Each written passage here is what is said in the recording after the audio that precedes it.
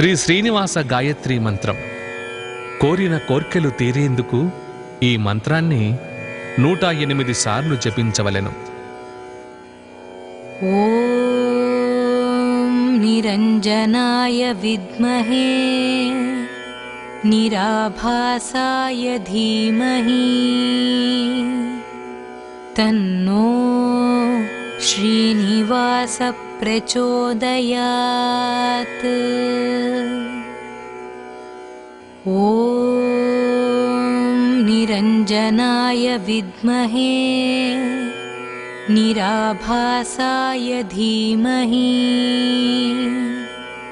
తన్నో శ్రీనివాస ప్రచోదయాత్. ఓం నిరంజనాయ విద్మహే నిరాభాసాయ ధీమహి తన్నో శ్రీనివాస ప్రచోదయాత్.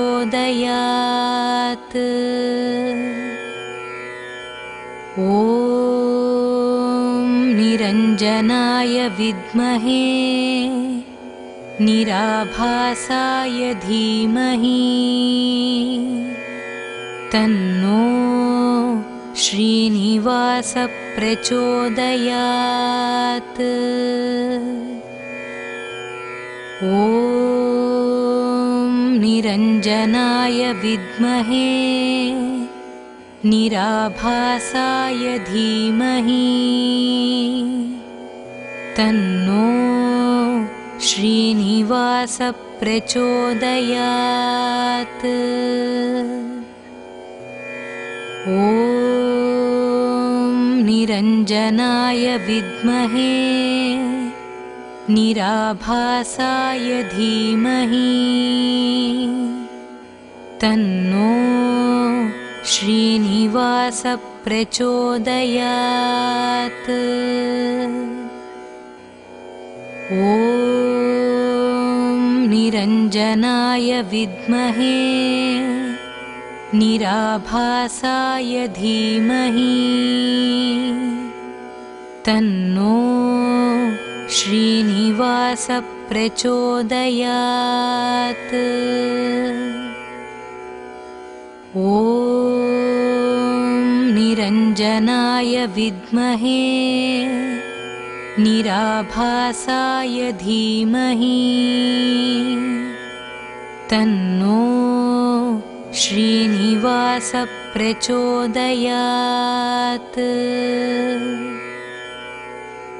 ఓం నిరంజనాయ విద్మహే నిరాభాసాయ ధీమహి తన్నో శ్రీనివాస ప్రచోదయాత్. ఓం నిరంజనాయ విద్మహే నిరాభాసాయ ధీమహి తన్నో శ్రీనివాస ప్రచోదయాత్. ఓం నిరంజనాయ విద్మహే నిరాభాసాయ ధీమహి తన్నో శ్రీనివాస ప్రచోదయాత్.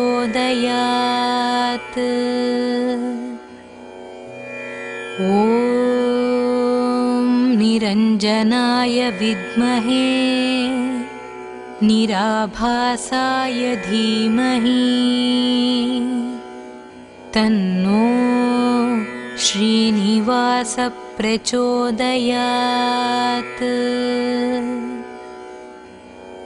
ఓం నిరంజనాయ విద్మహే నిరాభాసాయ ధీమహి తన్నో శ్రీనివాస ప్రచోదయాత్. ఓం నిరంజనాయ విద్మహే निराभासाय धीमहि तन्नो श्रीनिवास प्रचोदयात्। ॐ निरञ्जनाय विद्महे निराभासाय धीमहि तन्नो श्रीनिवास प्रचोदयात्। ॐ निरञ्जनाय विद्महे निराभासाय धीमहि तन्नो श्रीनिवास प्रचोदयात्। ॐ निरञ्जनाय विद्महे निराभासाय धीमहि तन्नो श्रीनिवास प्रचोदयात्। ॐ निरञ्जनाय विद्महे निराभासाय धीमहि तन्नो श्रीनिवास प्रचोदयात्। ॐ निरञ्जनाय विद्महे निराभासाय धीमहि तन्नो श्रीनिवास प्रचोदयात्। ॐ निरञ्जनाय विद्महे निराभासाय धीमहि तन्नो श्रीनिवास प्रचोदयात्। ॐ निरञ्जनाय विद्महे निराभासाय धीमहि तन्नो श्रीनिवास प्रचोदयात्। ॐ निरञ्जनाय विद्महे निराभासाय धीमहि तन्नो श्रीनिवास प्रचोदयात्। ॐ निरञ्जनाय विद्महे निराभासाय धीमहि तन्नो श्रीनिवास प्रचोदयात्। ॐ निरञ्जनाय विद्महे निराभासाय धीमहि तन्नो श्रीनिवास प्रचोदयात्। ॐ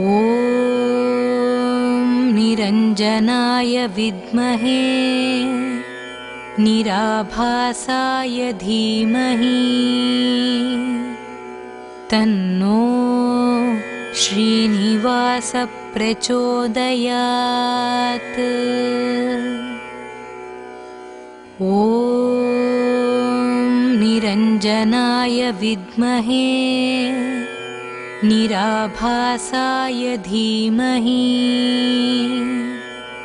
तन्नो श्रीनिवास प्रचोदयात्। ॐ निरञ्जनाय विद्महे निराभासाय धीमहि तन्नो श्रीनिवास प्रचोदयात्। ॐ निरञ्जनाय विद्महे निराभासाय धीमहि तन्नो श्रीनिवासः प्रचोदयात्।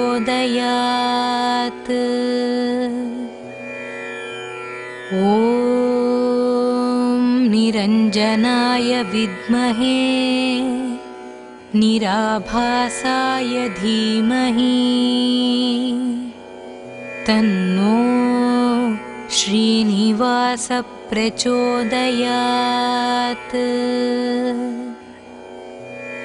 ॐ निरञ्जनाय विद्महे निराभासाय धीमहि तन्नो श्रीनिवासः प्रचोदयात्।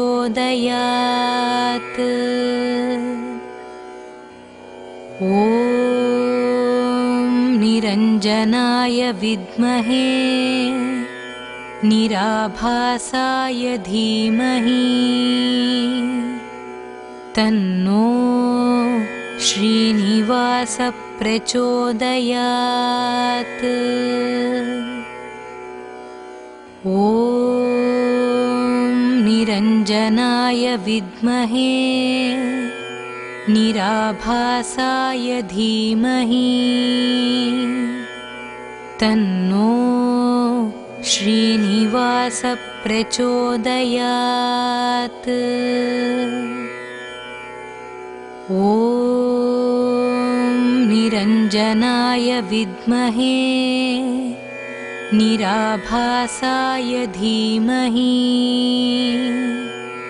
तन्नो श्रीनिवासः प्रचोदयात्। ॐ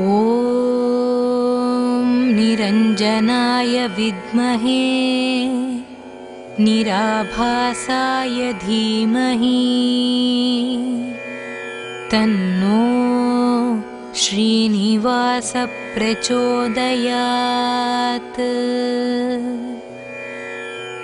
ॐ निरञ्जनाय विद्महे निराभासाय धीमहि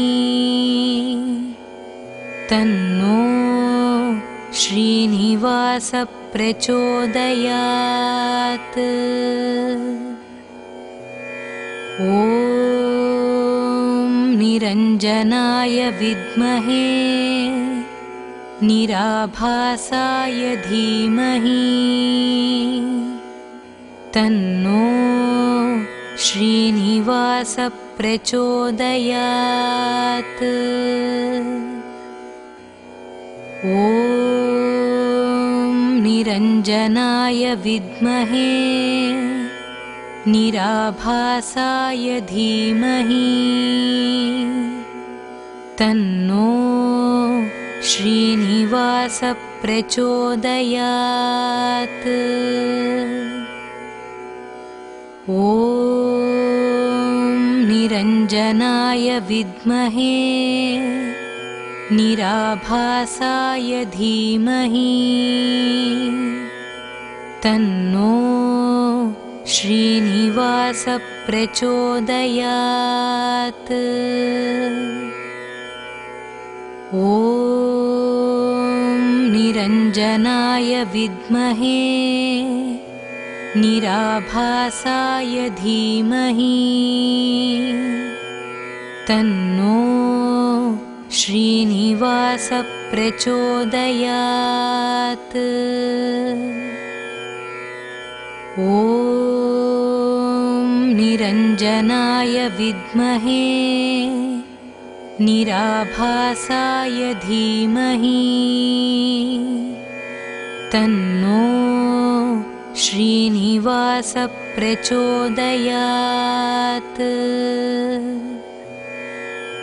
ॐ निरञ्जनाय विद्महे निराभासाय धीमहि तन्नो श्रीनिवासः प्रचोदयात्। ॐ ॐ निरञ्जनाय विद्महे निराभासाय धीमहि तन्नो श्रीनिवास प्रचोदयात्। ॐ निरञ्जनाय विद्महे निराभासाय धीमहि तन्नो श्रीनिवास प्रचोदयात्।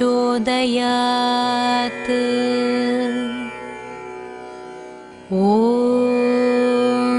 निरञ्जनाय विद्महे निराभासाय धीमहि तन्नो श्रीनिवास प्रचोदयात्। ॐ निरञ्जनाय विद्महे निराभासाय धीमहि तन्नो श्रीनिवास प्रचोदयात्। ॐ निरञ्जनाय विद्महे निराभासाय धीमहि तन्नो श्रीनिवास प्रचोदयात्।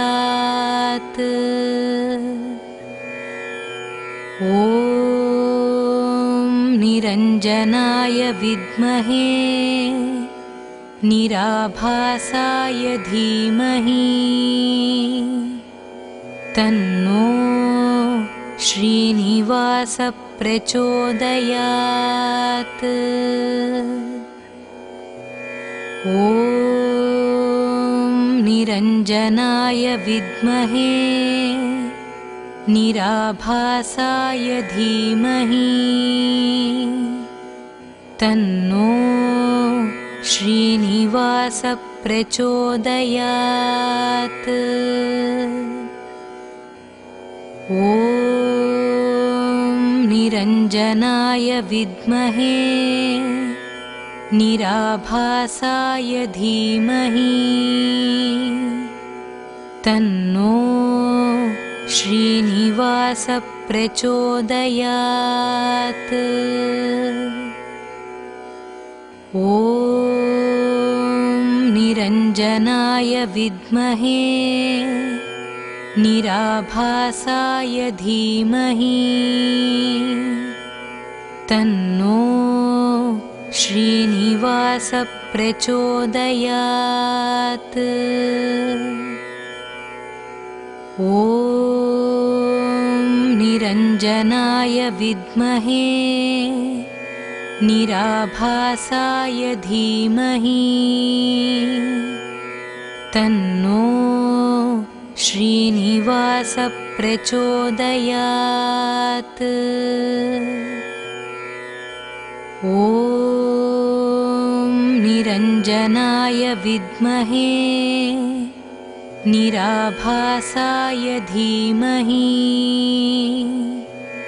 तन्नो श्रीनिवास प्रचोदयात्। ॐ निरञ्जनाय विद्महे निराभासाय धीमहि तन्नो श्रीनिवास प्रचोदयात्। ॐ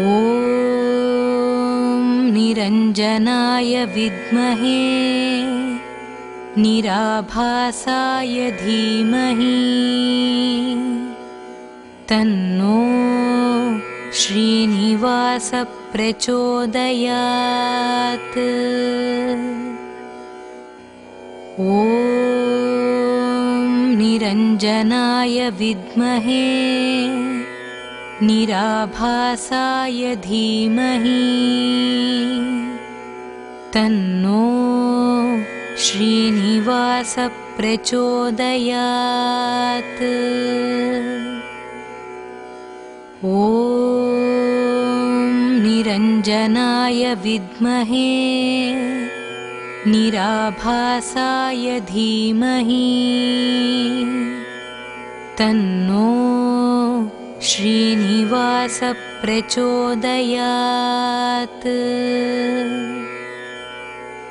ॐ निरञ्जनाय विद्महे निराभासाय धीमहि तन्नो श्रीनिवास प्रचोदयात्। ॐ निरञ्जनाय विद्महे निराभासाय धीमहि तन्नो श्रीनिवास प्रचोदयात्।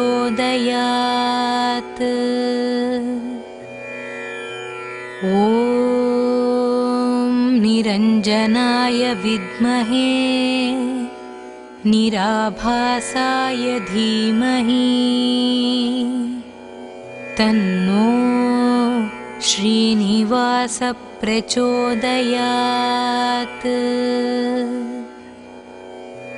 ॐ निरञ्जनाय विद्महे निराभासाय धीमहि तन्नो श्रीनिवास प्रचोदयात्।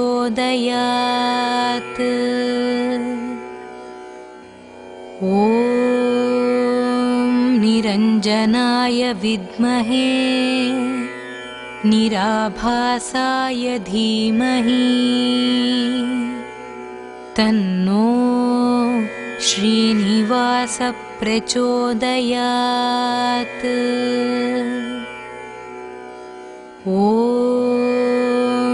निरञ्जनाय विद्महे निराभासाय धीमहि तन्नो श्रीनिवास प्रचोदयात्।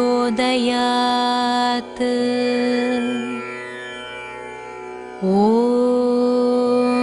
निरञ्जनाय विद्महे निराभासाय धीमहि तन्नो श्रीनिवास प्रचोदयात्।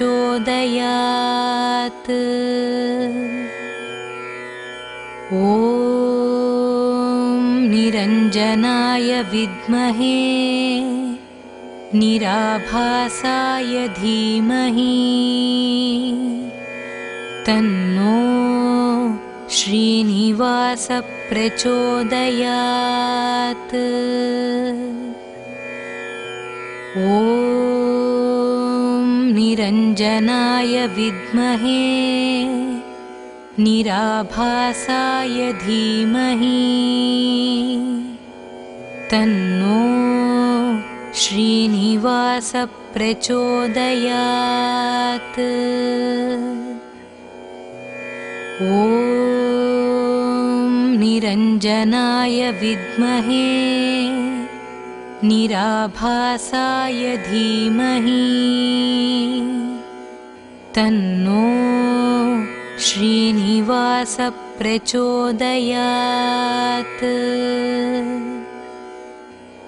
ॐ निरञ्जनाय विद्महे निराभासाय धीमहि तन्नो श्रीनिवास प्रचोदयात्। ॐ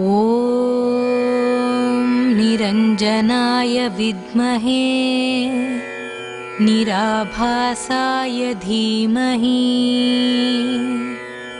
तन्नो श्रीनिवास प्रचोदयात्। ॐ निरञ्जनाय विद्महे निराभासाय धीमहि तन्नो श्रीनिवास प्रचोदयात्।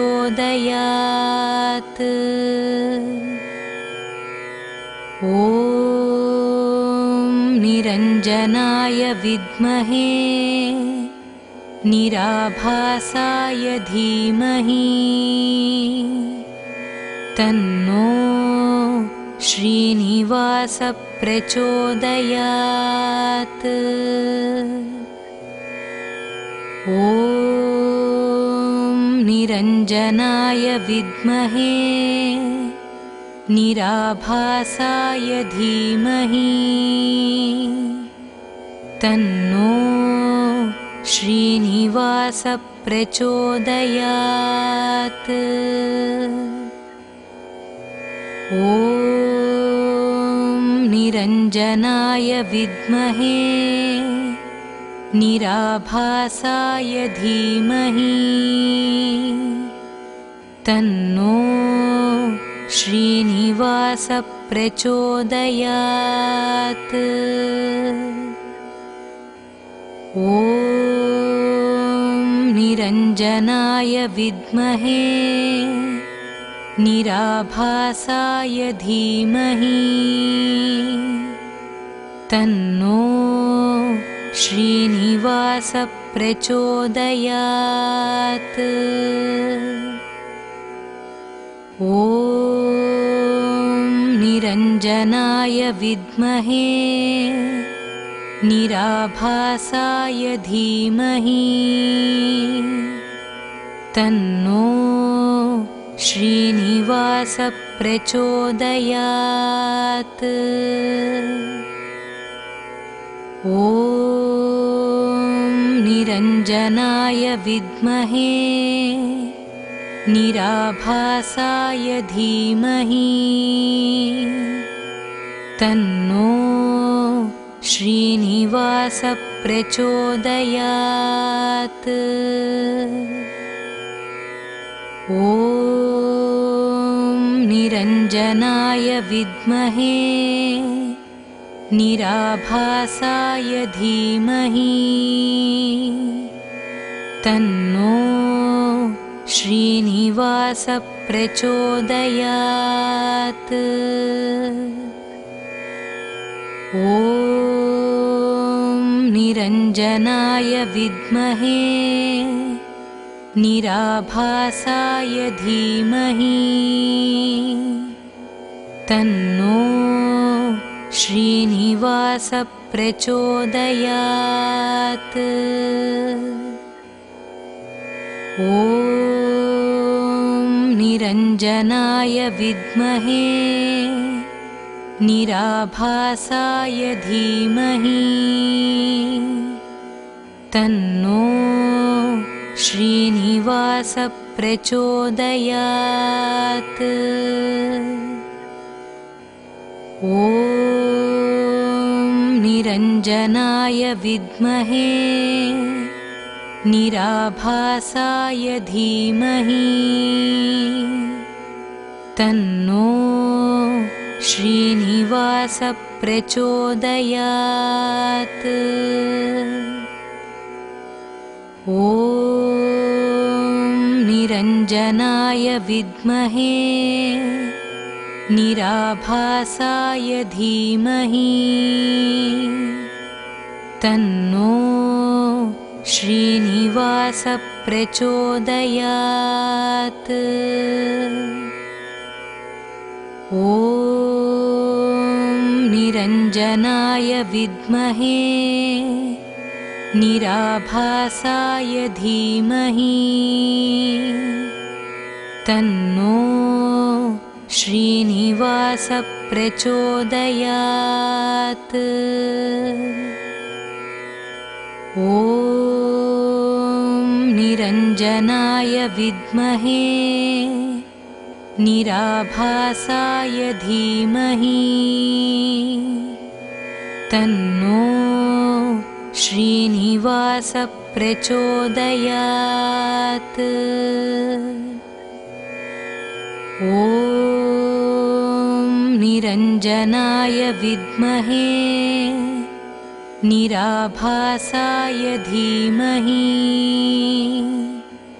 तन्नो श्रीनिवास प्रचोदयात्। ॐ निरञ्जनाय विद्महे निराभासाय धीमहि तन्नो श्रीनिवास प्रचोदयात्। ॐ निरञ्जनाय विद्महे निराभासाय धीमहि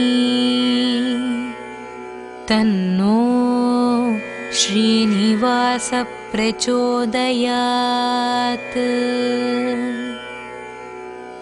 ॐ निरञ्जनाय विद्महे निराभासाय धीमहि तन्नो श्रीनिवास प्रचोदयात्। ॐ निरञ्जनाय विद्महे निराभासाय धीमहि तन्नो श्रीनिवास प्रचोदयात्। ॐ निरञ्जनाय विद्महे निराभासाय धीमहि तन्नो श्रीनिवास प्रचोदयात्। ॐ निरञ्जनाय विद्महे निराभासाय धीमहि तन्नो श्रीनिवास प्रचोदयात्। ॐ निरञ्जनाय विद्महे निराभासाय धीमहि तन्नो श्रीनिवास प्रचोदयात्। ॐ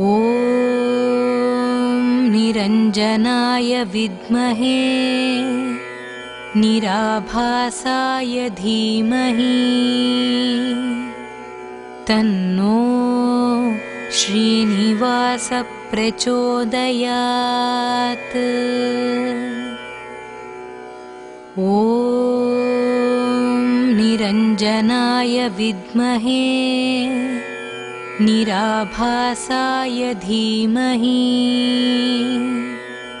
तन्नो श्रीनिवास प्रचोदयात्। ॐ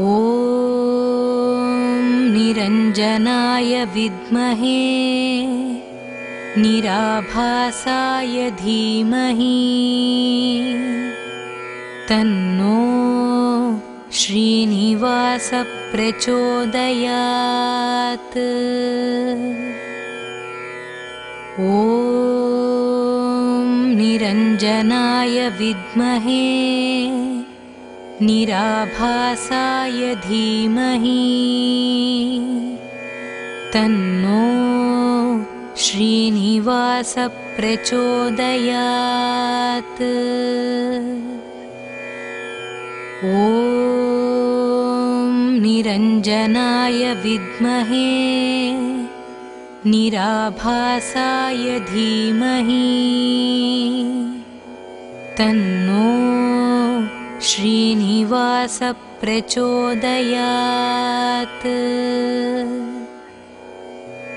ॐ निरञ्जनाय विद्महे निराभासाय धीमहि तन्नो श्रीनिवास प्रचोदयात्। ॐ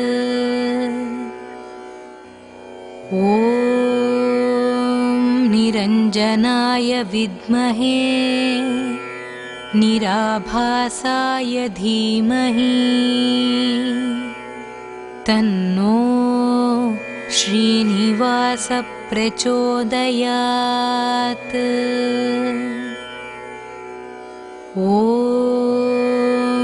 निरञ्जनाय विद्महे निराभासाय धीमहि तन्नो श्रीनिवास प्रचोदयात्।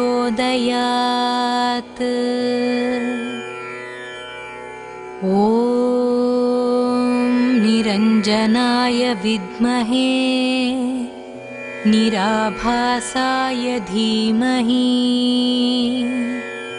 तन्नो श्रीनिवास प्रचोदयात्।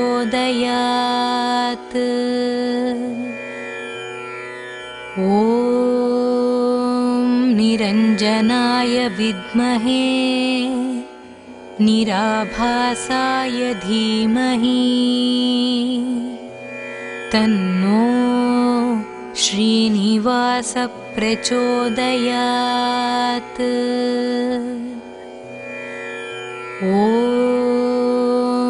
निरञ्जनाय विद्महे निराभासाय धीमहि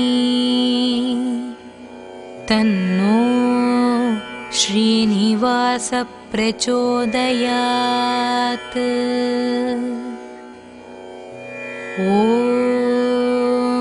निरञ्जनाय विद्महे निराभासाय धीमहि तन्नो श्रीनिवास प्रचोदयात्।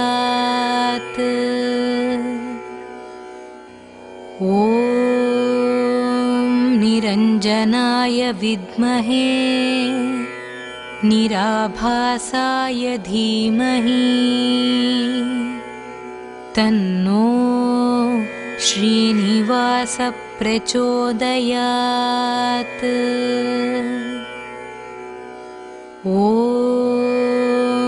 निरञ्जनाय विद्महे निराभासाय धीमहि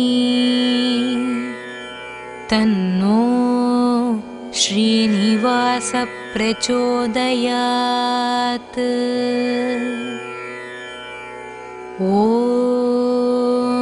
निरञ्जनाय विद्महे निराभासाय धीमहि तन्नो श्रीनिवास प्रचोदयात्।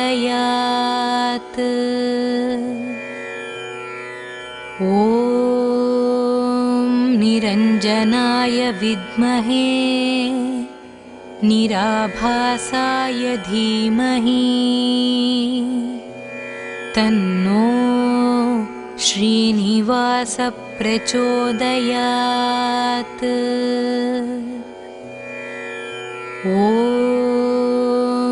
निरञ्जनाय विद्महे निराभासाय धीमहि तन्नो श्रीनिवास प्रचोदयात्।